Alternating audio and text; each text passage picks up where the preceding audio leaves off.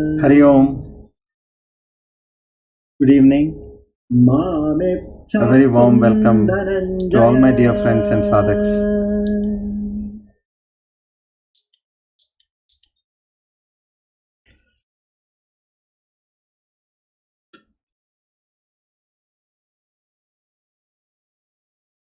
Come, let's pray together.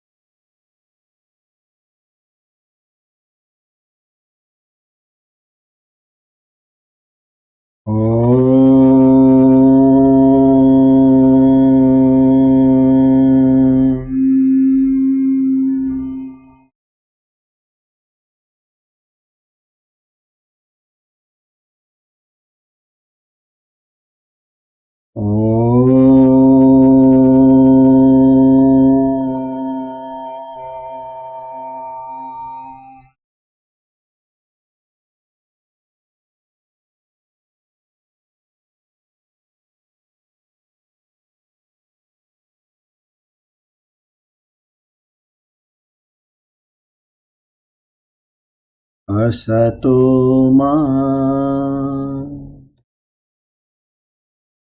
sadgamaya tamaso ma jyotirgamaya mrityorma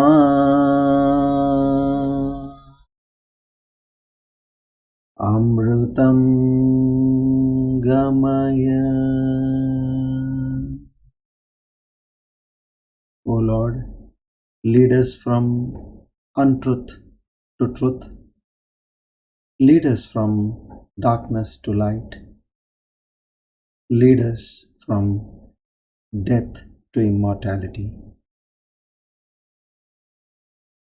Sahana vavatu, sahanau bhunaktu, sahaviryam karavavahai,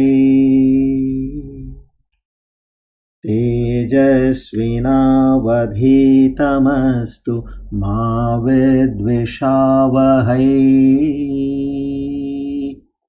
Om Shanti Shanti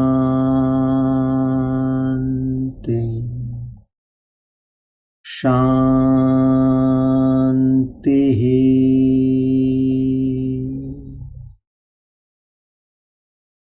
O Lord, may we all be protected. May we all be nourished. May we work together with great energy. May our intellect be sharpened. May our study be effective. Let there be no animosity amongst us. Peace, peace, peace. So the first time when we say peace, it is for warding off all the troubles at the level of Adhyatmika, which is body. The second time when we say peace, it is to ward off all troubles which are at the level of Adi Bhautika, your surroundings. And at the third time when we chant peace, it is to ward off at the level of Adi Daivika, all natural disturbances in our lives. So, in this way, we chant peace 3 times and we take the blessings of the Lord.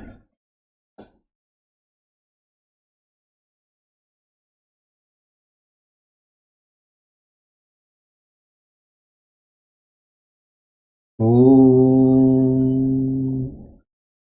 Shri Chinmaya Sadgurave Namaha.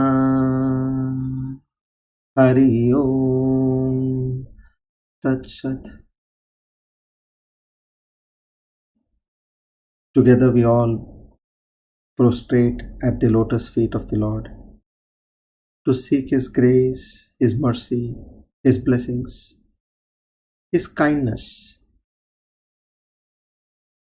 His love, His forgiveness, Shraddha, Bhakti, Jnana, Vairagya. We beseech in Him to grant us all these qualities and pave the way to reach His abode while we are living and at the time of our last breath. Om Tat Sat. Today we are on our Divine Discourse number 162, the 24th 11 November of 2020. Sharvarinama Samvatsara Dakshinayana Sharadrutu Kartik Masa Shukla Paksha Dashmi, which means tomorrow is Ekadashi, Purva Bhadra Nakshatra, Vajra Yoge Taitula Karani. On this auspicious day of Tuesday and the auspicious time of the evening, Naham Karta Hari Karta Hari Preranaya Hari Prityartam. All that we are receiving is nothing but by the grace of the Lord. To a rare few, He gives this divine knowledge, and we all should be extremely grateful to Him for having chosen us to be those rare few. Hari Om, Namaste, a warm welcome to all of you once again.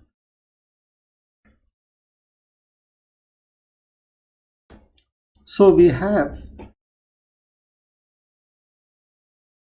had a great learning on this 12th chapter of the Bhagavad Gita, which is Yoga of Devotion, also known as Bhakti Yoga.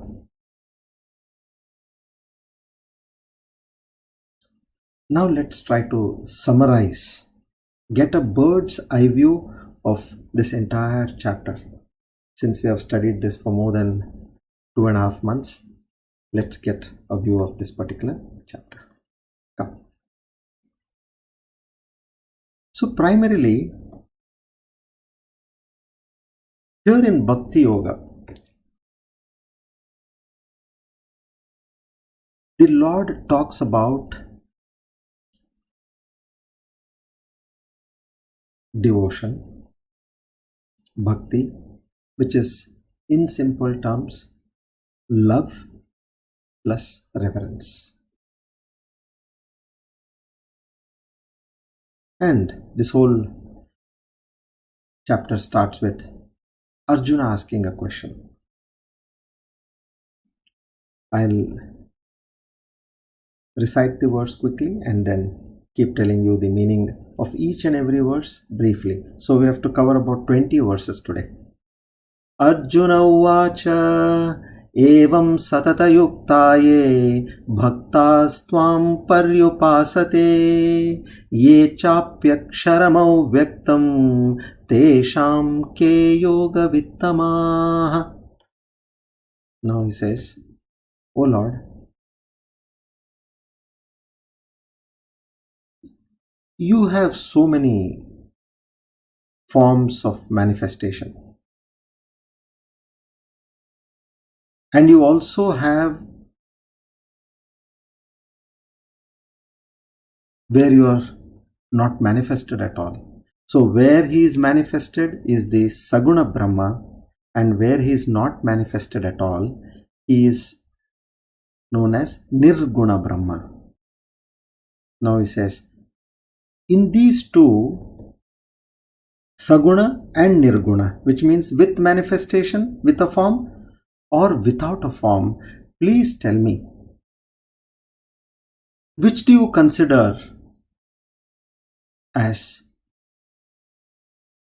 more helpful in liberation or becoming one with you? So this is a beautiful question which Arjuna asks.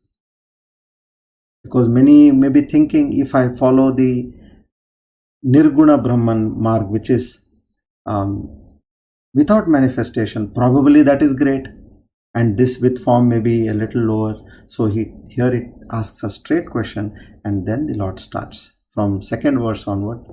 Till the end, now it is only the Lord talking, Lord Shri Krishna.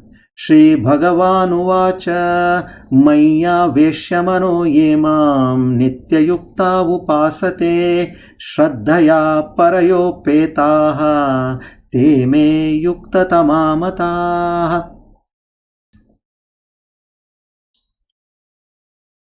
Those who worship me in a manifested form, which he calls also as my personal form, with bhakti, devotion, and also with shraddha, that faith. He says, I consider that to be the best of the yogis, whoever is doing on these lines. So he has clearly said that yes, you have bhakti and shraddha and worship me in the form of Lord Rama or in the form of Lord Krishna, Ma Durga or Parvati, Saraswati, Lakshmi Devi, whatever you want, you worship me in a manifested form. But it has to contain bhakti and shraddha. Those are the best yogis, meaning they are the ones who will be definitely coming in union with me. And then, now the third and the fourth are combined together. Ye tvaksharamanirdeshyam avyaktam paryupasate sarvatra gamachintyancha kutastamachalad sanniyanyendriyam gramam sarvatra samabuddhayah te prapnuvanti mameva sarvabhuta hiterataha. Now he talks about the form which is unmanifested, the Nirguna Brahman. See now, Nirguna Brahman, this form is practiced by the yogis who have reached higher levels of meditation, who are in complete Jnana Yoga.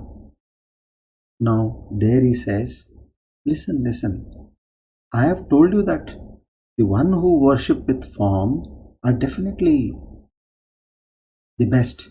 But he says, although I have said that that is the best, but please don't misunderstand that the others are not good at all or they will not attain me. Don't think that way. So there he talks about those who are worshipping my formless aspect, that is Aksharam, the imperishable. Now you can't see that, it is a quality. Anirdeshyam, the indefinable, where you can't explain him. Avyaktam, the unmanifest. Sarvatragam, all pervading. Achintyam, the one whom you cannot think about also. Kutastham, the one who is unchanging. Achalam, the one who is immovable. And the Dhruvam, one who is eternal. These are all his qualities now of a Nirguna Brahma. He says, if someone worships me with these qualities in their mind and who are also engaged in the welfare of others, they also reach me. It's not that people who worship on the unmanifest form, they don't reach me. They too reach me. Now, next. He gives a warning here. What he tries to say is, he says, you may find it glorified where you sit in meditation and you don't do any kind of a puja, You don't do any kind of a sadhana. You just sit in meditation. You feel like, it is a top class level. Why should I go through all these doing karma yoga, seva, then japa, kirtana, bhajan, shodashopachara? Why should I do all this? Let me go straight and sit like a yogi. If you feel that is good, don't even try it. Reason? That jiva which is so strongly identified with the body, if it directly goes to an unmanifest form, that is the Nirguna Brahman, where there is no body, no picture, or no grasp of what you are worshipping, you will be failing for sure, since your mind is not prepared to that level. So he says, be careful. This path of realization is full of tribulations, he says. You will have a lot of hardships. So he gives a warning in general to all those who are directly wanting to go to the unmanifest form, which means indirectly he says that go slowly. Swami Chinmayananda Gurudev used to say, hasten slowly. Slowly, hasten. Meaning you keep progressing. And step by step, you proceed on this path. Don't be in a haste. Now, from verse 6 to 11, he gives us 4 beautiful methods how we can connect with God. So till now he explained manifest or unmanifest. He gave a warning. He spoke about the pros and cons. And now he tells, you want to connect with me, right? That is what you're talking about over here. Your question is that how I can do devotion and become one with you. So from 6 to 11, he talks about these 4 methods. ये तु सर्वाणि कर्माणि मयि सन्न्यस्य मत्परः अनन्येनैव योगेन मां ध्यायन्त उपासते तेषामहं समुद्धर्ता मृत्युसंसारसागरात् भवामि न चिरात् Partha मय्यावेशितचेतसाम्. Here he says,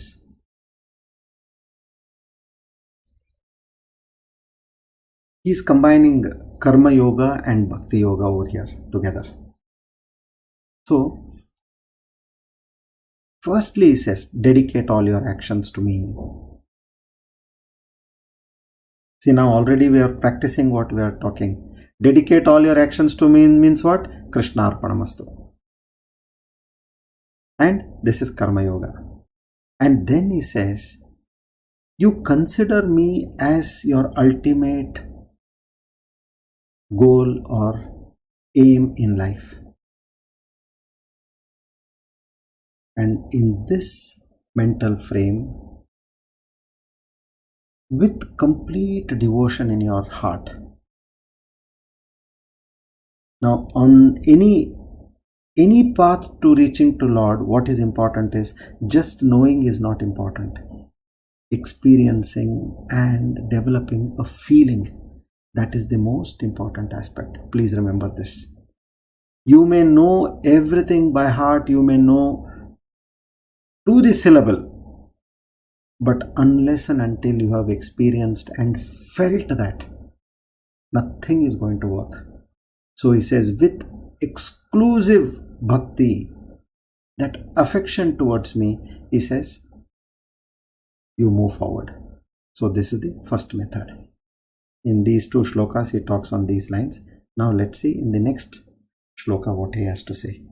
In verse number 8, मय्येव मनाधत्स्व मयि बुद्धिं निवेशय निवशिष्यसि मय्येव अत ऊर्ध्वं न संशय.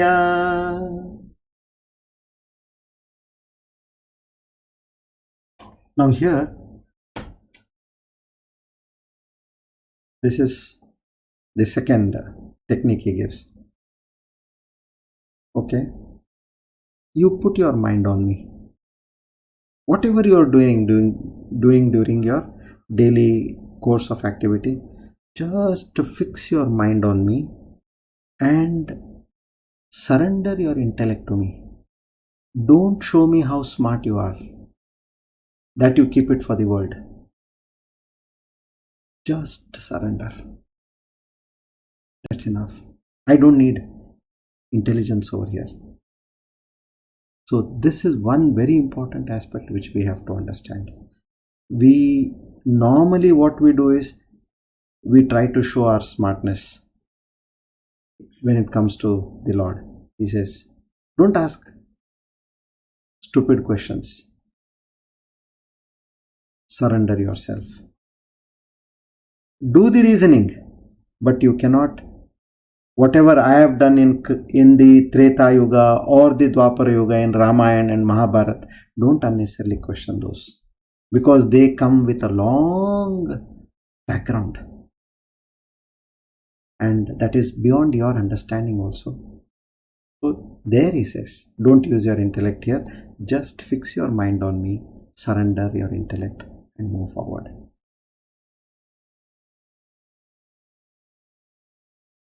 Then verse number 9. Ata chittam samadhatum na shaknoshi mayi stiram abhyasa yogena tataha mamichhaptum dhananjaya. Now the next method. If you are not able to fix your mind on me constantly and steadily, there is another method. You just remember me, that's all. You don't have to be focusing on me, as said in the previous verse. Just remember me. Keep listening to my glories by way of katha. Keep listening, chanting my names by way of jap. Keep listening to my bhajans. In this way, engage your mind in remembering me all the time.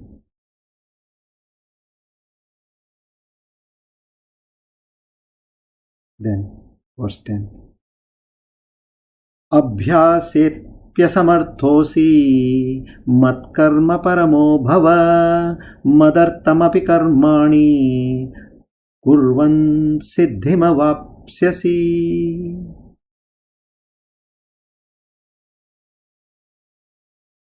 If you think you cannot keep remembering me all the time with devotion, you are a busy bee, running from here pillar to post, trying to get so many things done. You do multitasking. You are an extremely outgoing person. So now, if you feel you are continuously working, then he says, you think that you are working for me. The concept of Shri Krishna Arpanamastu again. You are not working for yourself. That's all. I am working for the love of God. Whatever I am doing, you may be bathing, you may be dressing up, you may be having your meal, you may be going for a walk, you may be talking to somebody, you may be writing a report, you may be working. Whatever you are doing, say, I am doing it for the Lord, not for my sake. And in the last verse, that is from 6 to 11, as we said. Now this is in verse number 11, where it talks about another method. Here he says, Atai tadapyashaktosi kartum madyogamashritah sarva karma phalatyagam tata kuru yatatmavan. Okay, you are not able to work for me. Then he says, renounce the fruits of your actions to me. He says, O Lord, whatever I get out of this particular action or this work or this duty, everything I renounce at your feet. It is at your behest. So it is not that I am doing this because I am getting this. No. Everything I dedicate to you. Renounce the fruits. And here he glorifies this particular act actually. He says, what happens when you do the renunciation of a fruit of action? That is, he calls it that is at the highest level. The reason is everybody has got that selfish feeling that I must get this, without this I am not going to work. They draw lines, and that's where all the conflict comes. He says, give up all that, because you know eventually that whatever comes to you comes out of a result of your past karma. Then why are you trying to anticipate different things? Understand the law and surrender to it. And then he moves on. He says, Shreyo hi jnanam abhyasad jnanad dhyanam vishishyate dhyanat karma phala tyagaha tyagachantiranantaram. Now he further explains to the previous saying. He says, now you are doing so many actions in your life, which is purely for gaining something. Even animals do that. For their comfort, for their hunger, for procreation, whatever they need to do, that much of activity they are doing. So he says, rise above that. Try to see there is something higher in life. And what is that higher force in life? Understand that and dwell upon that. So he says, knowledge is more important than just usual chores of your life, which we are all doing now. We are gaining this knowledge. Then he says, better than knowledge is meditation. Shravana and Manana is what we get in knowledge seeking. He says, now you move on to the next level, which is meditating on that, what you have learnt. Meaning, make it your personal experience. Feel that within yourself. For that you need to allow it to soak into your mind. And now he further glorifies. He says, better than meditation is also renunciation of the fruits of action.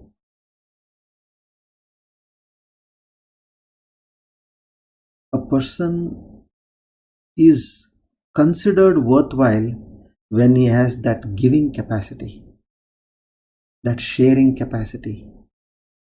And that comes only when you renounce the fruits of your action. You say, oh Lord, this is not mine. This is all which has come out of gratitude from you. Your grace.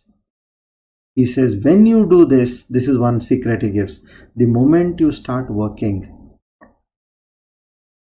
Niswartha Seva, where it is selfless action. Kamya Karma, and from Kamya Karma, Kamya Karma you do actions for a return. He says now, Nishkamya Karma, where there is no anticipation for what you are doing. He says, when you do this kind of an action, peace will immediately shower on you. So when it is in giving, as we all have seen that why so many people are into big time charity. The reason is because they don't have peace, and they have understood that only by giving happiness you get happiness. So he says, renunciation of the fruit of action is the right method where you can draw peace in your life. And now, from 13 till the end, 20th verse, he only talks about the rare gem qualities what a human can have in life. And he starts telling, if you have these qualities, well, fine. If you don't have, cultivate. And those who have these qualities, he openly says, they are extremely dear to me. This is another speaking of his mind. He does this. So from 13 to 19, and 20th is of course concluding verse. So 13 to 19 he says this. Now we take 13 and 14 together, where there are 12 qualities. I'll briefly take you through all these 12 qualities. Adveshta sarvabhutanam maitra karuna eva cha nirmamo nirahankaraha samadukka sukakshami santushta sadadam yogi yatatma dhrudanishchayaha mayyarpita mano buddhihi yo madbhaktas same priyaha. Yo madbhaktas same priya meaning such a kind of devotee is beloved to me. Now what are the qualities? Adveshta, one who does not have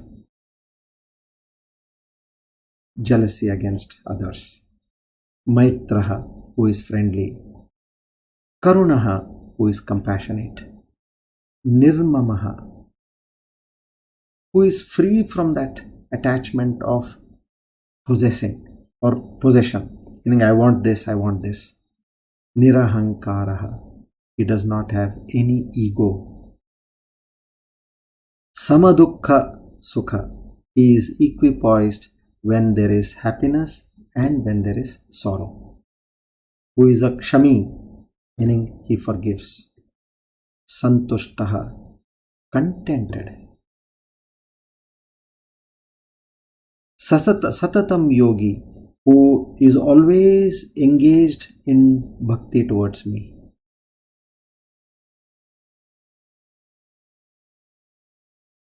Dhrudanishchayaha, who is firm in conviction.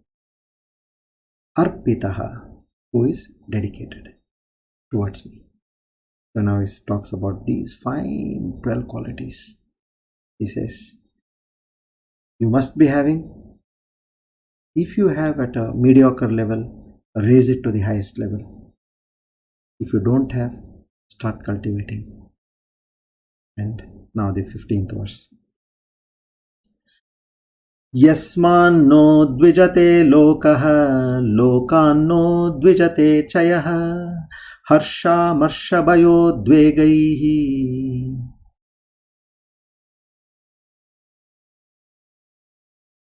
Mukto yassacha me priyaha. He talks about 3 qualities here. Na udvijayate, one who is not agitated and also not disturbed by the actions of people around. Harsha marsha, who is equal in pleasure and pain. Then bhaya udvegai, meaning who does not have fear and anxiety.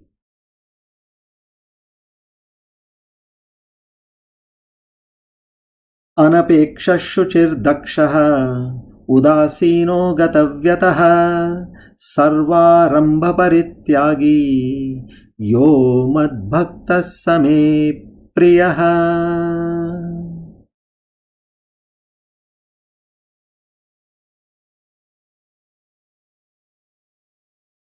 Anapekshaha, who is not running after worldly gains. Shuchihi, who is pure at the level of the body and at the level of the mind. Dakshaha, who is skillful in every action. Udasinaha, who has faith in whatever happens to him or her in life, where there is complete surrender and he does not care much for what happens. He has left it to the decision of the Lord. Gatavyataha. He, because of that surrender of his will to the Lord, in all the endeavors, whatever happens as an outcome, he remains untroubled. Sarvaramba Parityagi. He does not look for gain in every action of his, meaning there is no selfishness in each and every action of his.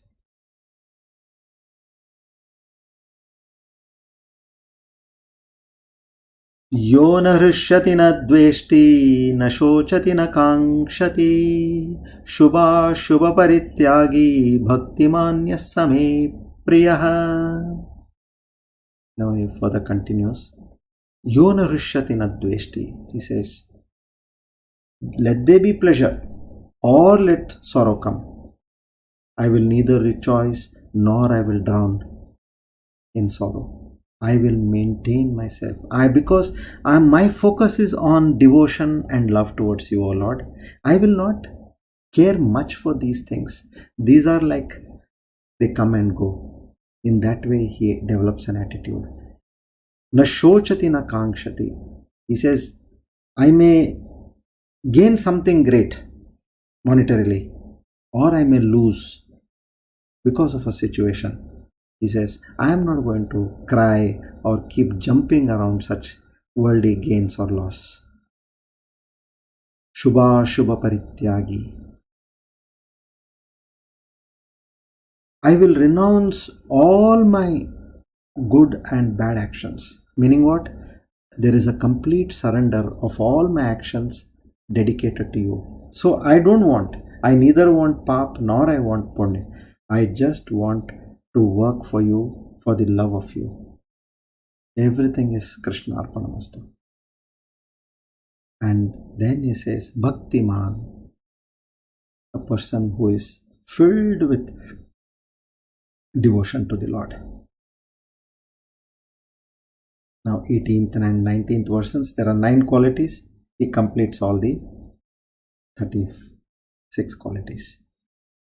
Shama shatrau cha mitre cha tata mana pamanayoh shitoshna sukha dukkheshu samassanga vivarjitah tulya nindastutir mauni santushta yena kenachit aniketa sthiramatihi bhaktiman me priyo naraha. See, here again he brought bhakti for the second time. So what is this? Samashatraucha mitrecha. I am going to be alike to a friend or a foe. I am not going to have that feeling of animosity or that feeling of that great friendship. Meaning I will rise above that. Now this we will see more in our future, now that we are going to take up Bhajagovindam from our next class onwards, which is on Friday. So where we'll talk a lot about this, how to treat a friend and foe. Not that it has not come in our earlier chapters, but this is extremely important. How we can develop this habit. This sounds a little too much or weird, isn't it? How can I treat a friend and an enemy to same, equal? But there is a technique which the Lord says. And why you should not be looking at the differences in the worldly level, that also he explains. So, a person who is alike to a friend and a foe. Then next is one who is equipoised in honor and dishonor. Now earlier what he said?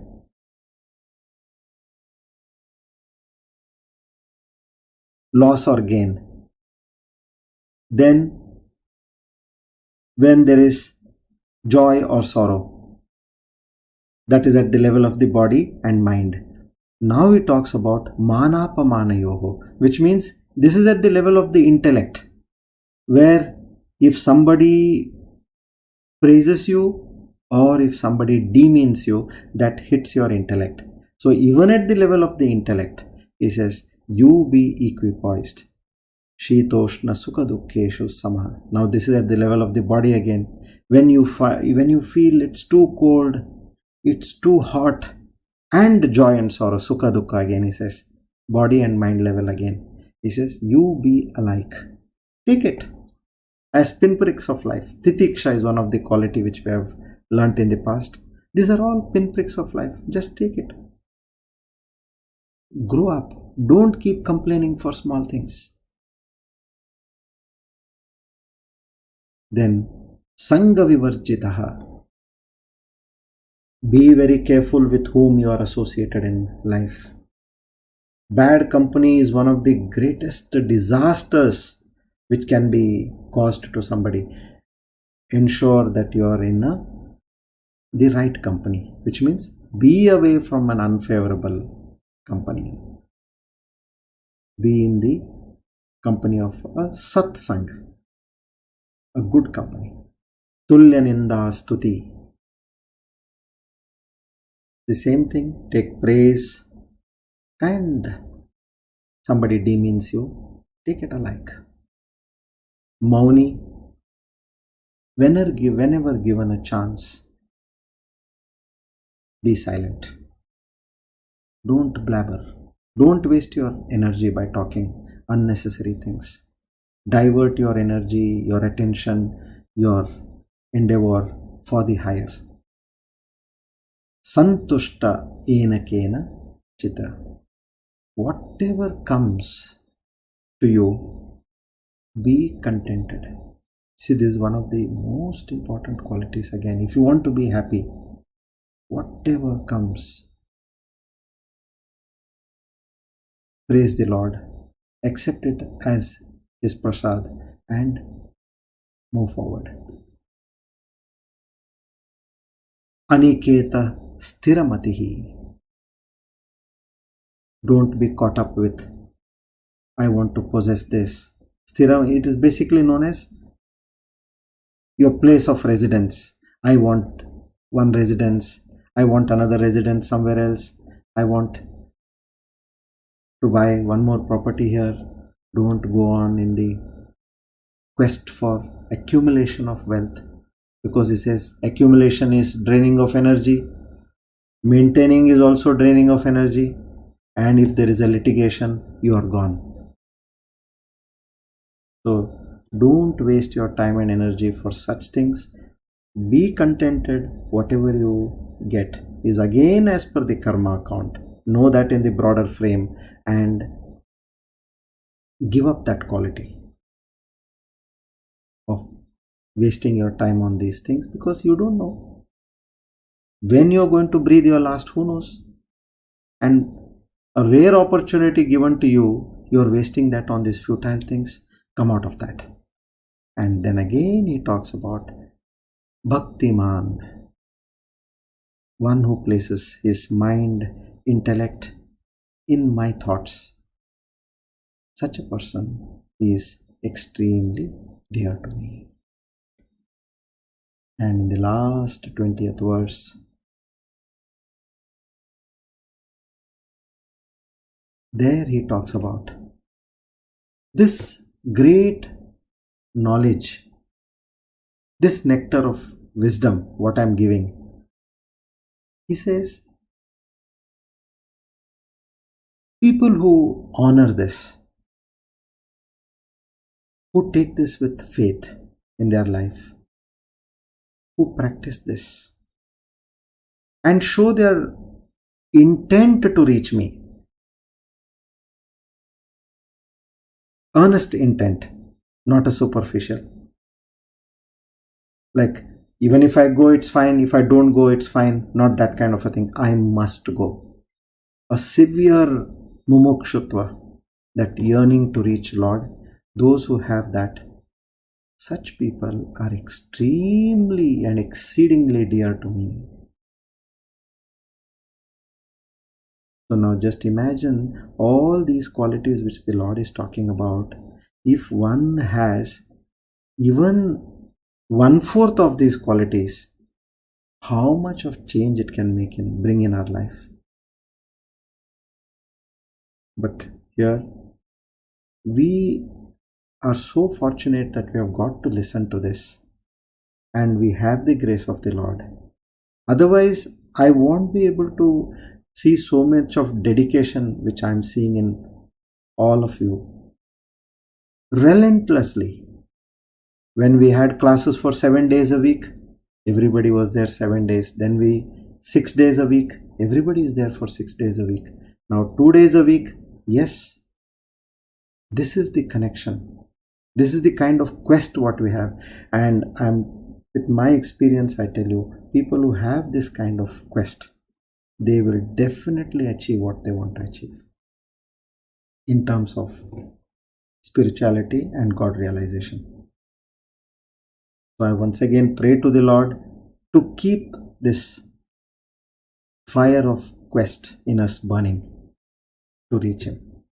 And we need His kindness, His grace and mercy so that we are able to accomplish whatever we want to accomplish in life. So now, as I said, we are now going to move to Bhaja Govindam. This is going to be a journey par excellence again. All what is there in Gita,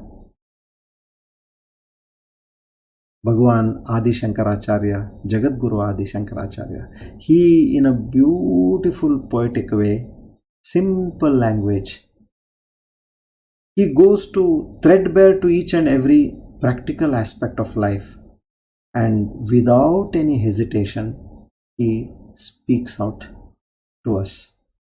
He tries to shake us. He says, what are you doing? He talks about the value of life. He talks about what is the real meaning in life.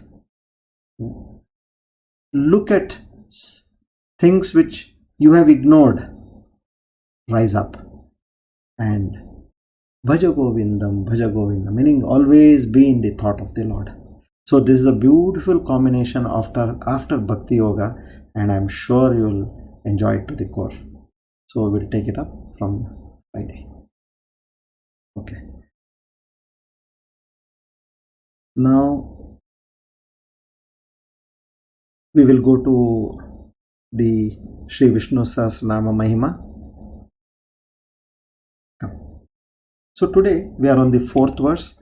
Let's read the verse and understand the meaning. Sarva Sharva Shivasthanuhu Bhutadir Nidiravyayah Sambhavo Bhavano Bharta Prabhava Prabhurishwaraha.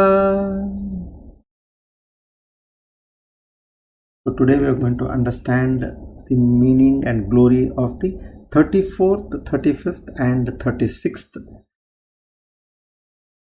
divine name. With this, the 4th verse is completed. Okay. Now, 24th. Prabhavaha. How did the Lord get this name? One who is par excellence than any creature on this creation, who is an embodiment to the highest level of divine knowledge, and the one who supports any jiva in any activity the jiva wants to achieve in life to the pinnacle. So to such a Lord, the divine name of Prabhava has come. And Prabhuhu, the 35th, the Lord is all efficient, and because of this great quality, we call him Prabhu. Next, Ishvaraha. There are 33 crore devatas who are assisting the Lord in controlling this entire creation. And for each and every activity or for every created aspect in this universe, there is a Adi Devata, meaning there is a Devata who is taking care of that. Like for example, Lord Buddha, he is the Abhimana Devata for water. Ganapati is for sky. And sun is for your eyes. Chandra is for your mind. The Lord of Fire is for your speech. Likewise, you have for each and every aspect of whatever we are performing in our lives, we have devatas who are controlling. So now, a Lord to the Lord who is the Lord of all these devatas, and to all the jivas who are created in this universe, he gets the name as Ishvaraha, who is the supreme most to all the devatas and the jivas. To such a Almighty, we offer our humble salutations. Prabhavaha Prabhu Ishvaraha. Let's chant the Dhanvantari mantra. Om Namo Bhagavate Mahasudarshanaya Vasudevaya Dhanvantaraye Amrutakalashahastaya Sarvabhaya Vinashaya Sarvaroga Nivaranaya Trailokyapataye Trailokyanidhaye Shri Mahavishnu Swarupa Shri Dhanvantari Swarupa Shri Shri Shri Aushadha Chakra Narayanaya Swaha.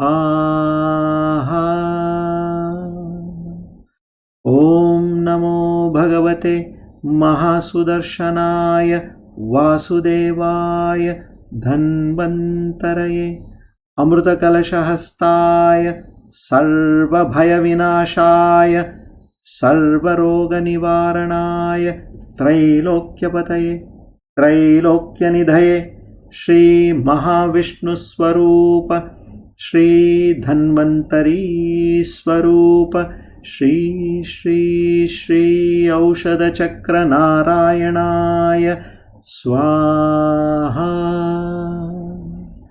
Om Namo Bhagavate Mahasudarshanaya Vasudevaya Dhanvantaraye Amrutakalashahastaya Sarvabhaya Vinashaya Sarvaroga Nivaranaya Trailokyapataye Trailokyanidhaye Shri Mahavishnu Swarupa Shri Dhanvantari Swarupa Shri Shri Shri Aushadha Chakra Narayanaya Swaha.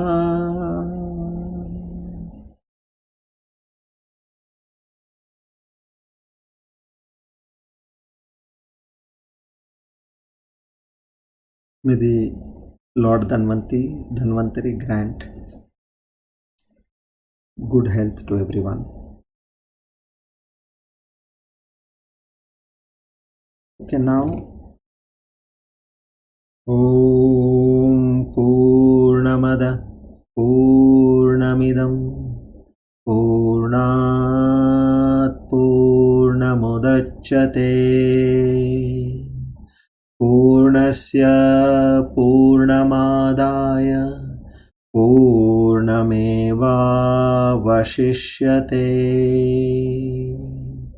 Om Shanti Shanti Shanti.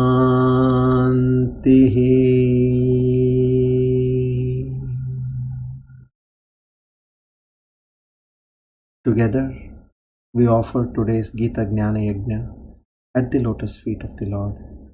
Shri Krishna Arpanamastu. Idam Namama. Om Tat Sat.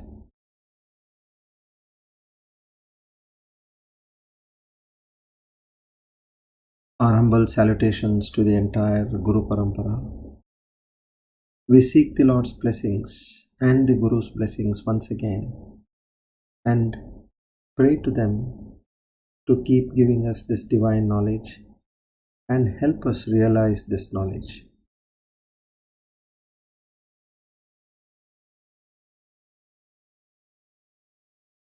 Thank you to each one of you. Thank you for being a part of this wonderful journey.